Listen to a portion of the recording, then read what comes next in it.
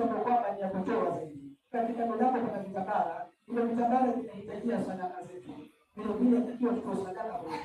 Mtume sana hadithi iliyoko katika Sahih al-Bukhari, hadithi ya 978.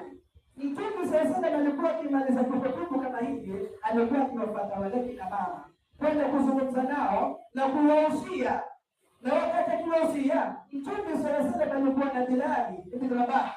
Bilal ibn Rabah alikuwa akishikilia mfuko wale wanawake kufuata kutia katika mfuko wa Mtume sallallahu alaihi wasallam. Kwa hiyo leo hii na sisi kina mama kawaambia, Mtume sallallahu anasema akthirna min sadaka, kithirisheni mno katika kutoa sadaka. Fa inni ra'aytukunna akthara ahli al-ardi, mimi nimewaandalia watu wengi zaidi wa wanawake. Kwa hiyo kina mama waweze kujitahidi katika baa, watoe sadaka kwa wingi, hasa katika siku kubwa kama hii ya leo.